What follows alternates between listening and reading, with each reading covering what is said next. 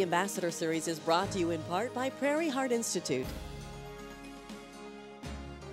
the University of Illinois at Springfield, the Corporation for Public Broadcasting, and through the support of viewers like you. Thank you. Gentlemen, welcome to another edition of the Ambassador Series. My name is Paul Palazzolo, your Sangamon County Auditor and a volunteer for WSCC, and I'll be serving as your host for today's program. Now please know that this program is a presentation of WSCC TV in cooperation with the University of Illinois, Springfield. The television portion of the program is sponsored in part by the Corporation for Public Broadcasting and through the support of the viewers of WSCC TV. It will be broadcast by WSCC and other PBS stations throughout the state. And we encourage you to support WSCC TV Springfield so that they can continue to bring you programs like this and others that educate, inspire, and entertain. Now please allow me to introduce the head table to you for this program. To my right, your left, please welcome Dr. Gerald Grubel, the President and CEO of WSCC TV.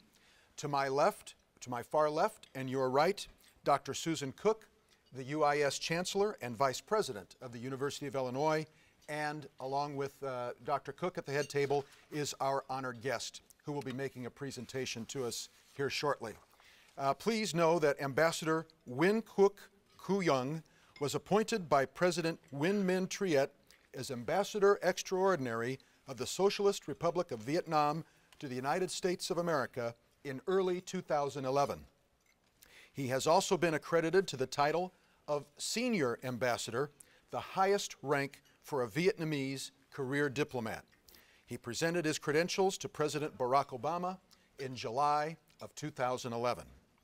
The ambassador graduated from the University of Foreign Affairs in Vietnam, studying there from 1976 to 81, and earned an MA in International Relations at Fletcher School of Law and Diplomacy in Tufts University in the United States in 1997.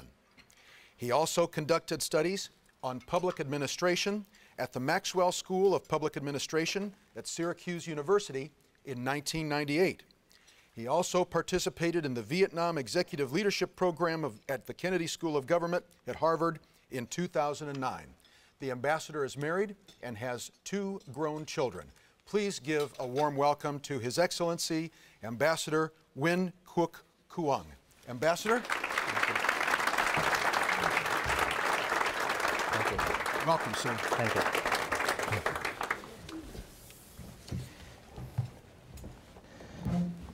Good afternoon, everybody. So I'm so excited and so honored to be here at the home of Lincoln, where I just visited the old Capitol, and a very educational visit for me to learn more about President Lincoln. And thank you, Mr. Dr. Jerry Grubel, the CEO and President of Network Knowledge TV, and Dr. Susan Cook, the Chancellor of the UIS, for inviting me here to speak with you today. Thank you, Paul, for your important role as MC today. So I want to begin my conversation today with you by quoting Secretary of State John Kerry in his first major speech at the University of Virginia in February this year. Quote, "In today's global world, there is no longer anything foreign about foreign policy. How we conduct our foreign policy matters more than ever before in our everyday lives. It's important not just in terms of the threats that we face, but the products that we buy, the goods that we sell, and the opportunity that we provide for economic growth and vitality." Unquote. Yes, it's very true. The world today is so independent than ever before, interdependent than ever before. Foreign policies or foreign affairs are no longer foreign what happens elsewhere in the world does and would directly affect jobs and growth here in the United States. Just look at the Asia-Pacific region. In 2000, there were about 3 FTAs, the free trade agreements in Asia-Pacific. 10 years later, 2010, the number has grown to 45. And more than 80 other FTAs are under negotiations. But the United States are party to just a few of those FTAs. And what's the result? The result is the US today remains as the #1 ally or strategic or security partner of many countries in the region. But you are no longer #1 trading partner. So, do you want to accept that challenge? Do you want to change it? Do you want to have more jobs at home? In Illinois here, out of increasing jobs, exports and investment, exposed to an investment in the Asia-Pacific? I think you do, and of course you should. With this, I would like to share with you my views on the big picture of the Asia-Pacific region, and secondly about the rebalancing of the United States to Asia, and the third one, a few words about the US-Vietnam bilateral relationship. Now, just first point about the new dynamics of the Asia-Pacific region. Asia-Pacific is emerging with its increasingly important role in geostrategics, geoeconomics of the world. Look at the slideshow. The balance power is tilting towards Asia-Pacific. The region accounts for more than 50% of the world's population, cover half of the Earth's surface, with 2/3 of the world's foreign reserve, 30% of the world exports. And now, Asia-Pacific, for decades, has been the fastest growing region in the world. Right now, it is considered as the growth engine for world economic recovery now. This region has 4 largest economies in the world. We consider the United States is #1, then China in the region, Japan, India. And the next slide show, you see that we also see an evolving regional architecture in Asia-Pacific, where there are many multilateral fora and mechanisms. You look at the slideshow, you're somewhat confused about that. But look at it. We have the ASEAN, this Association of Southeast Asian Nations, of 10 nations in Southeast Asia, as the core. You see the ASEAN always the central role in every regional architecture in the slideshow. We have also the ADMM, the plus the ASEAN Defense Ministerial Meeting, plus the ASEAN Regional Forums to discuss regional security issues, the East Asia Summit, which the United States has been admitted as a member since 2010, when Vietnam was hosting the ASEAN year. On the economic side, you see APEC, the Asia-Pacific Economic Region Cooperation Forum, and the United States has also put up a new initiative on the expanded economic engagement with the aim of promoting more economic and trade links with the region. On the other hand, the region has also some security problems, and if they are not managed well, they could destroy the peaceful environment and together with it, the development in the region. Those problems are not only limited to traditional issues such as security, territorial disputes in the region, including the South China Sea, which you call it East Sea, East China Sea, the nuclear issues of North Korea, but also the non-traditional issues, including climate change, food security, water security, disasters, and so on. With the rise of the Asia-Pacific, the Obama administration announced in 2011 the pivot or rebalancing policy, which first and foremost is to serve the national interest of the United States. President Obama declared in November 17, 2011, quote, "As President, I have therefore made a deliberate and strategic decision. As a Pacific nation, the United States will play a larger and longer role in shaping the region and its future by upholding core principles and in close partnership with our allies and friends." For the United States, this reflects, in President Obama's words, a broader shift after a decade in which the United States fought two wars which cost the U.S. dearly and in blood and treasure. The United States is turning its attention to the vast potential of the Asia-Pacific region. Then Secretary Clinton, also in November 2011, echoed the President's in stating that the future of politics will be decided in Asia, not Afghanistan, nor Iraq, and the United States will be right at the center of the action. She also stated that one of the most important tasks of American statecraft over the next decade will be to lock in a substantially increased investment, diplomatic, economic, strategic, and otherwise in Asia-Pacific region. And how the regional countries view towards respond to the U.S. rebalancing. As a member of the ASEAN 10 countries of the Association of Southeast Asian, we call it ASEAN.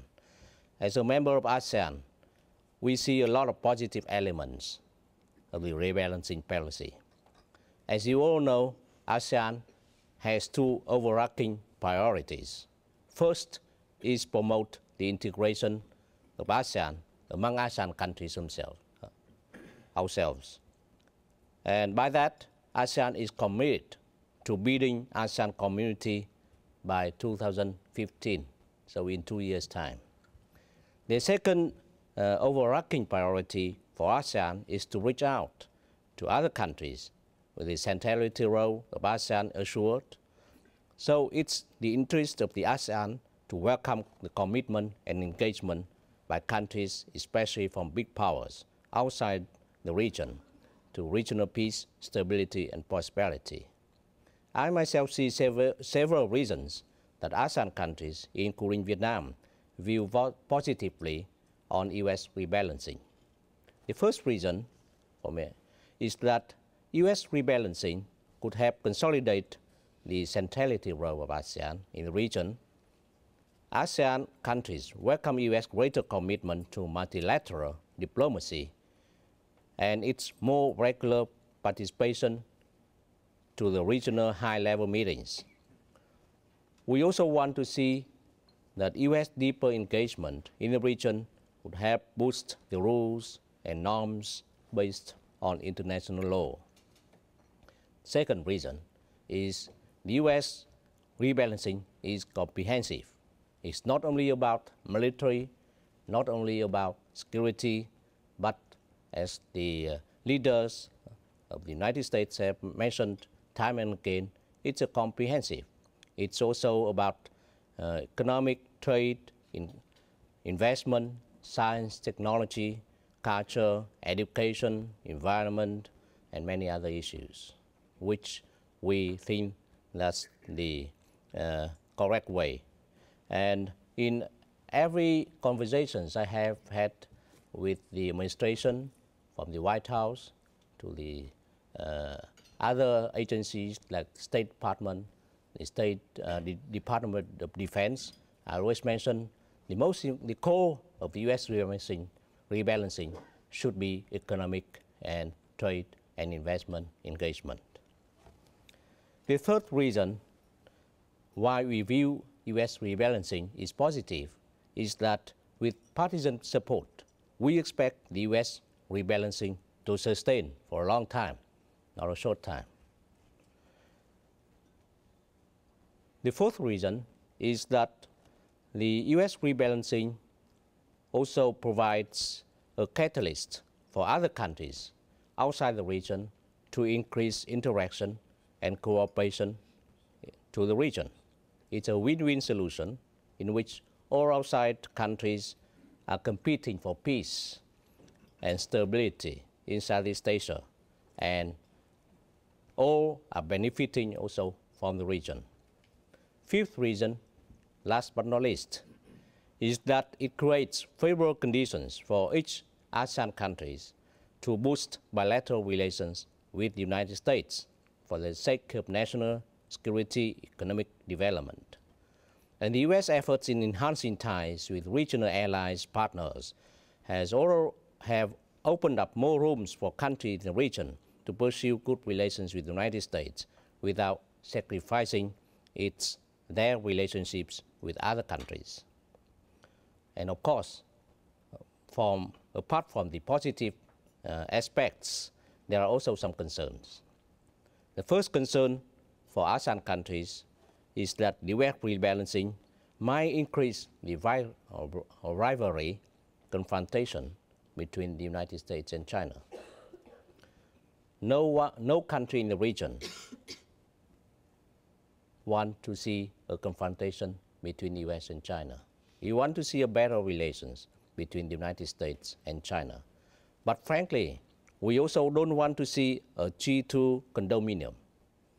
Two great powers set up the rules and norms that smaller countries in the region have to follow. That's not the way the world is governed right now.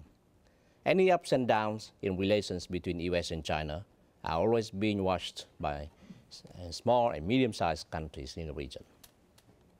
The second concern is about how the rebalancing is working out. Is it a comprehensive? Is it an unbalanced approach of rebalancing?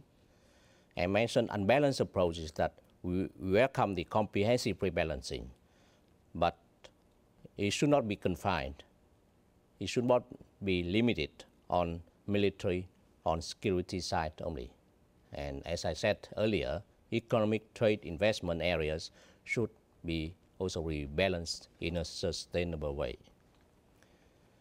Now, let me talk a little bit about the bilateral relations between Vietnam and the United States.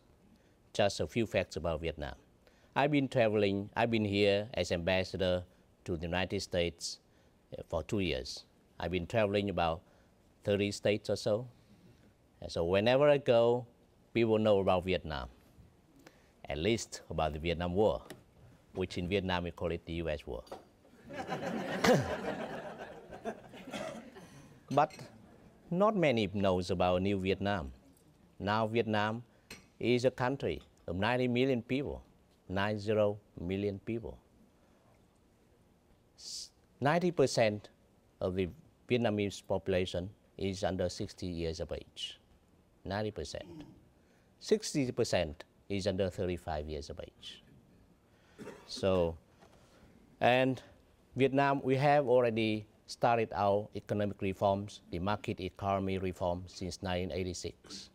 And since then, for the past 25 years or more, the GDP growth rate of Vietnam has always been between 7 to 8% annually.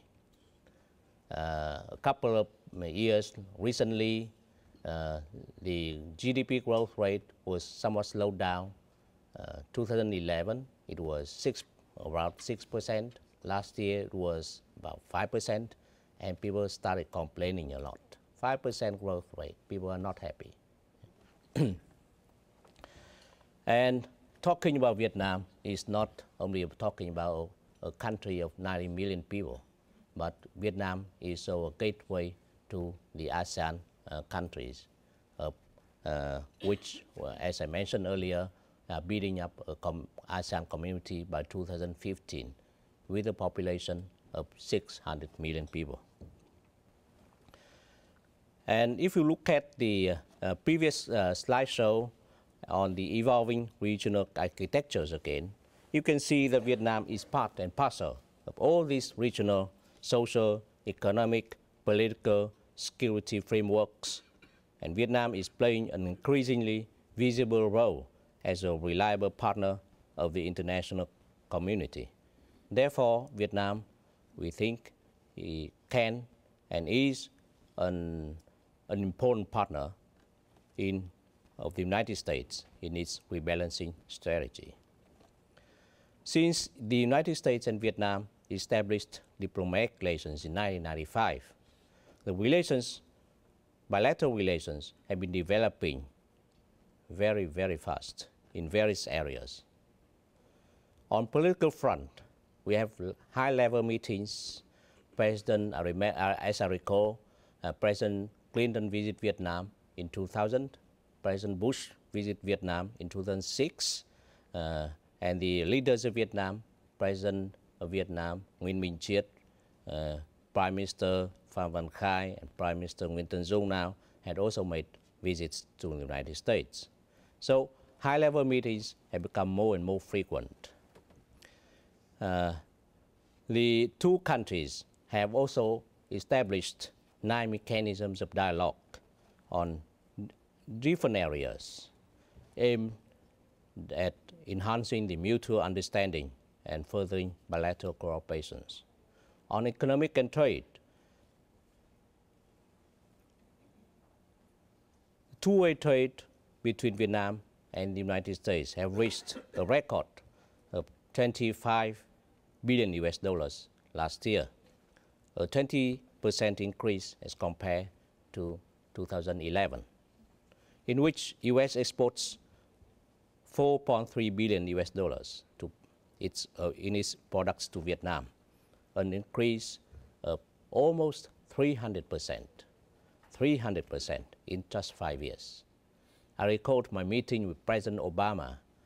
When I presented my credentials, I told him that, Mr. President, I understand that you have chosen Vietnam as one of the target countries for your NEI, the National Export Initiative, to double U.S. exports in 5 years. And I think that with efforts on both sides, we could achieve that goal. Of course, the President was very happy to hear me saying that.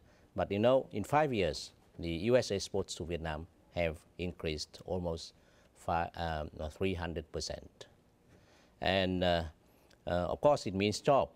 An estimation of the Department of Commerce saying that about every 1 billion U.S. export to foreign countries amounts to roughly 10,000 jobs. Talking about agriculture alone,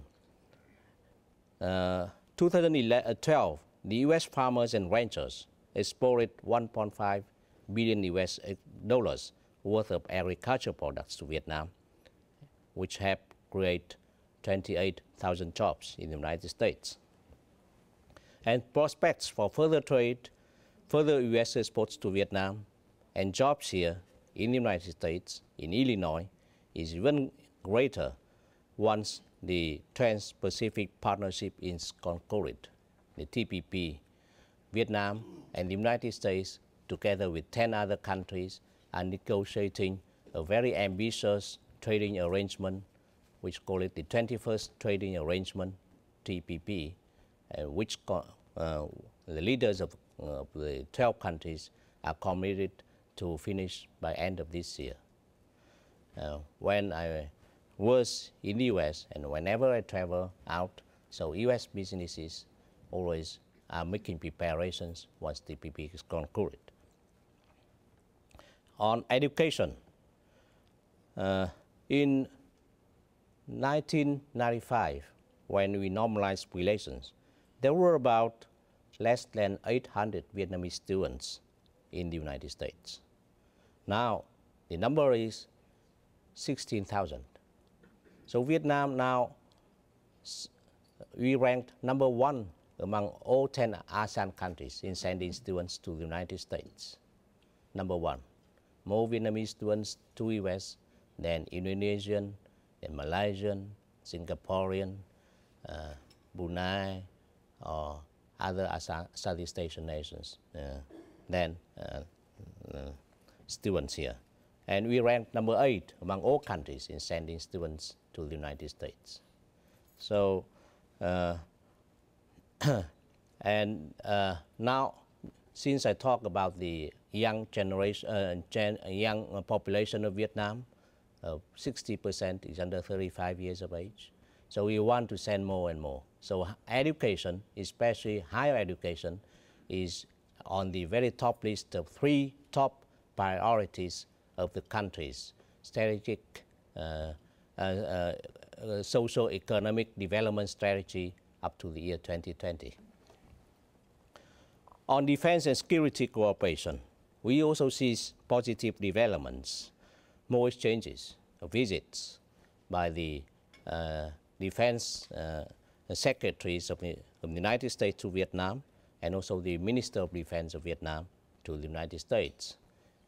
I met Defense Secretary Panetta last year, late last year, and he said Vietnam visit would be one of his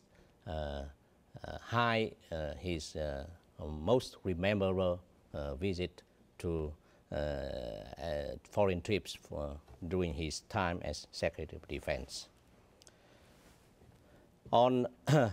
We are also, Vietnam and the United States are also cooperating with one another on regional fora, and especially when Vietnam chaired ASEAN in ASEAN year in 2010. With the US rebalancing, and with Vietnam, we enter the second phase of reforms with determination to further integrate into the world. We think that there are bright specks for further development in the bilateral relationship between Vietnam and the United States. So now, before concluding, I just want to share with you some of the pictures showing early engagement between Vietnam and the United States. As early as July 1787, Thomas Jefferson, who was by that time as minister, US minister to France, like the ambassador to France, I say, has already expressed an interest in acquiring rice seed from Vietnam. In his words, the dry rice of Quoc in China has the reputation of being whitest to the eyes, best flavored to the taste, and most productive. And he said, we endeavor to procure some to be brought from Quoc in China. As you see also on the screen, the images of the Independence Day of Vietnam on September 2nd, 1945. They showed the faces beaming with joy and happiness of the Vietnamese people, old and young. And you can also feel the strong emotions of people who for the first time expressed true liberty and independence. We can recognize that our American friends were among foreigners, side by side with the Vietnamese people on that day, witnessing the birth of a newly independent Vietnam, their faces also beaming with joy. And it's very interesting to know that the very first sentence of the Vietnam Declaration of Independence is that all men are created equal. The relationship between Vietnam and the US has a unique history. And just a few weeks after September 2nd, 1945, President Ho Chi Minh, who was also, just after a few weeks, our President Ho Chi Minh has already sent a letter to US President Henry Truman expressing our desire for friendship with the American people. And 2 months later, in November 1945, President Ho Chi Minh, once again, he was also the first Vietnam foreign minister, sent another letter to U.S. Secretary of State James Burns, in which he proposed sending a group of 50 Vietnamese youths to U.S. for study. So the desire just sent 50 students, first 50 students. Now we have 16,000 students here. Our leaders, you see, had the vision, and we share that vision. Now the question is how to turn the vision into reality for the benefits of both nations, for jobs growth both in Vietnam and the United States. Thank you for your attention.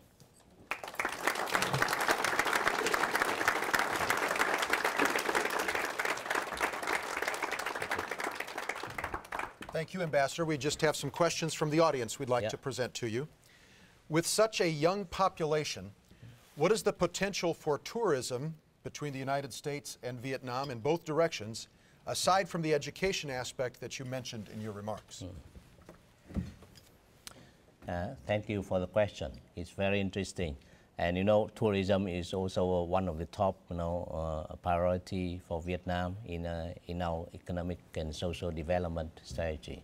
And we can see more and more Americans going to Vietnam on many purposes, but many of them are tourists now. So the visa are very easy to get to Vietnam, and also the same on the other side, since Vietnam is better off economically, so more and more middle-income families and more Vietnamese tourists coming to the United States. We receive a lot of guests. My wife and I are here, but a lot of my friends are calling and said, we are coming here for tourism and also for attend my kids' graduation. So we hope to see you in Washington, D.C. So we are going back, and of course we have quite a few guests at home already waiting for us. Well, en route to Springfield, we hope that they stop in Washington, D.C. Yeah. What is the government policy toward collaborating with American not-for-profits working in Vietnam, particularly with regard to women's issues? So I think that the question about the equal gender issue should be addressed, be responded by the Vietnamese woman in the room. But anyway, it's the policy of Vietnam, the government, to promote further equal gender equality. I remember when I hosted a group of Vietnamese coming here to the United States last year, headed by the Vice Chairwoman of the National Assembly of Vietnam. They've been here to study about the U.S. experiences in gender equality.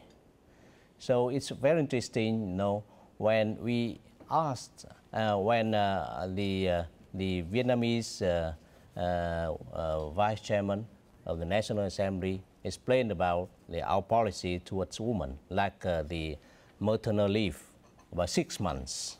So it was a surprise to the West side, because we don't have a maternal leave here in the United States, but we have a 6 month, required 6 months.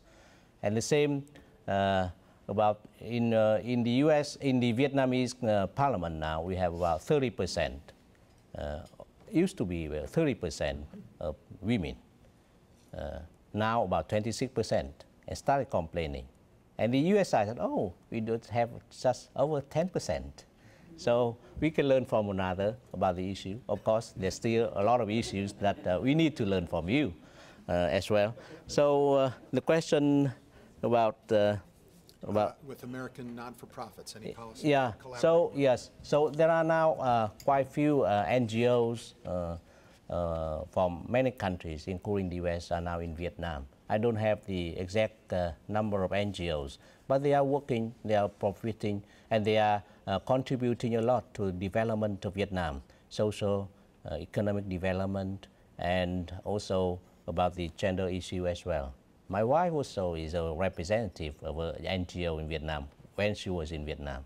So we support that, and we thank all the NGOs for their supporting role, for their contribution to the development of Vietnam.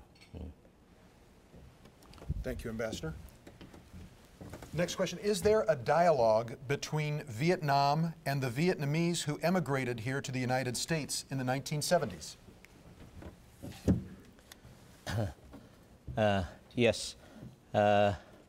Now we have about 4 million Vietnamese overseas, out of which 2 million in the United States. So for the Vietnamese government, it's very important policy. We consider the Vietnamese overseas as part and parcel of the Vietnamese nation. When you try to create favorable conditions for the Vietnamese overseas to return to the country, to contribute whatever they can to the country's development, and just to facilitate and let them know that we really consider them, the Vietnamese overseas, as part of the nation. For example, about the policies, I just want to cite you a few examples. In the past, the Vietnamese overseas, when they return to Vietnam, although they have a US passports or so, they need to apply for visa, just like a US citizen. But now no more. As a original Vietnamese, you don't need a visa anymore. You can apply for a passport Vietnam while still upholding your own American passport. And if not, if you don't want to, you can apply for a visa exemption. So for example, just one example. The other example is that we also like about the investment or the right to purchase properties in Vietnam. In the past, we didn't recognize the right of Vietnamese overseas to purchase properties, land properties in Vietnam. Now, it's just treated like a local Vietnamese. You can have it, the right. So just a few examples. So how can you come up with that? It's through dialogues. It's through the exchanges of views. And we hold it very regularly, not only here, but in Vietnam. We have the national annual global overseas Vietnamese meeting in Vietnam every year now. Thank you, Ambassador. How will Vietnam deal with local disputes with China and others regarding ownership of islands in the South China Sea? It's a tough question. A lot of headache. Yeah. I've been working, on as a career diplomat for over 30 years. In fact, it is 32 years already, and more than 20 years working also on China issues. And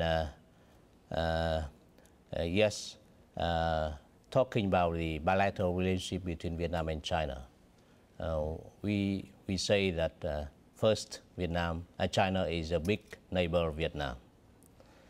No matter you want it or not, we are neighbor. So we have to live with the fact. So we want to have good relations with China.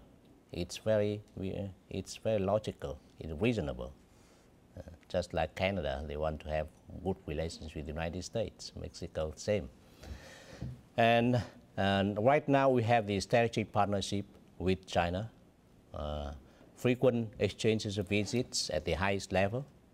The President of Vietnam is going to visit China soon. And so we try to build up relations. Now, China is #1 trading partner of Vietnam. But on the other hand, the disputes on the sea, we call it South China Sea, we call it East Sea, is there. And for sovereignty issues, it's a sacred issue. We are an independent country. We want peace and stability, but not to sacrifice of the sovereignty. So we hold the principle that disputes on the sea should be solved peacefully in accordance with international law, especially UNCLOS, the UN Convention on International Law, 1982. And we also encourage other countries to support us on the issue, peaceful solution to the issue on the basis of international law. That's the basic point. And we also have the bilateral and as well as regional framework on the issue. Among ASEAN countries, we have reached the DOC, the Declaration of Conduct, and we are working towards the COC, the more binding Code of Conduct with China on the settlement of the disputes on the East Sea or South China Sea. Ambassador, please describe the symbolism of the elements of Vietnam's flag.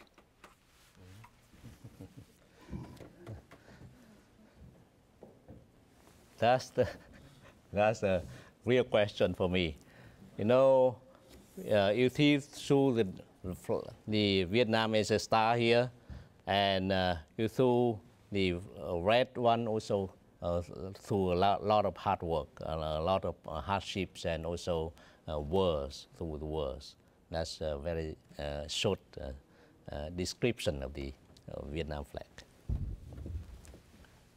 What do students in Vietnam today learn about the war between Vietnam and the United States? Students in Vietnam. Yeah. Yes, history is history. We have to teach our children about the history, about the war, the sacrifices the country has made over decades. As I saw on the little paper here on the ambassador series, you're talking about Vietnam, a country of more than 5,000 year history. So we've gone through a lot of wars, including the U.S. We call it the U.S. war. And we teach them, but the most important for us is that to look to the future. What the past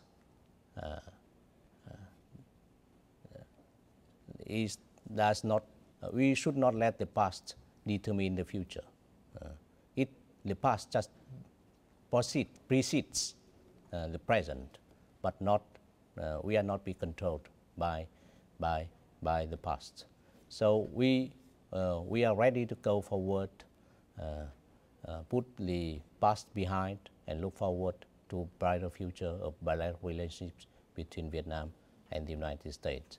And I'm very glad to say that the message is both been heard and agreed upon by both countries. I recall when President Bush visited Vietnam in 2006, he was so surprised. The same with President Clinton when he visited Vietnam in 2000.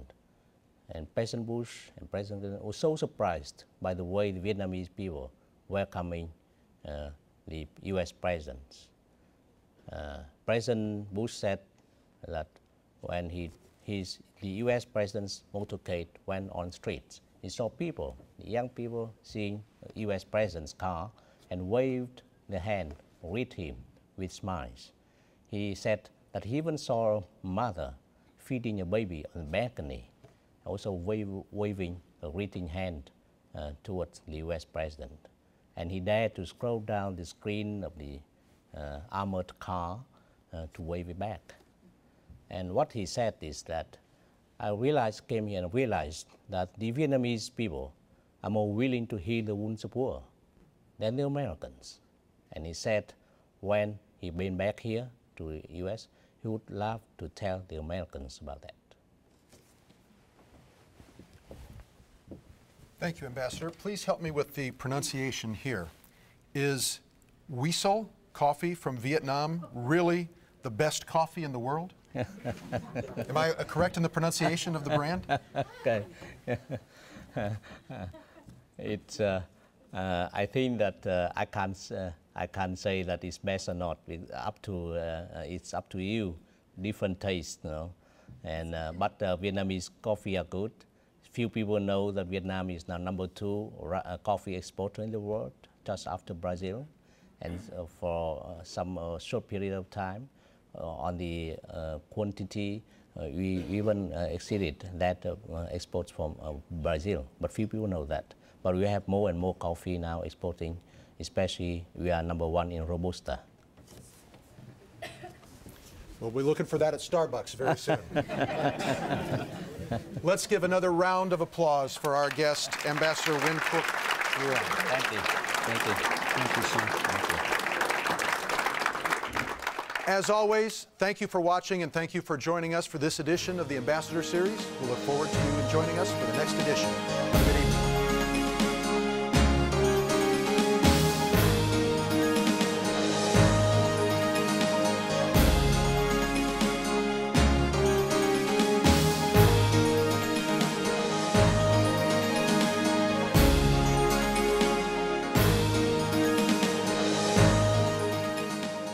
The Ambassador Series is brought to you in part by Prairie Heart Institute, the University of Illinois at Springfield, the Corporation for Public Broadcasting, and through the support of viewers like you. Thank you. For a DVD copy of this edition of the Ambassador Series, send $24.95 to Network Knowledge, P.O. Box 6248, Springfield, Illinois 62708. You may also order with your credit card by calling 800-232-3605. Be sure to include the program name, broadcast date, and topic.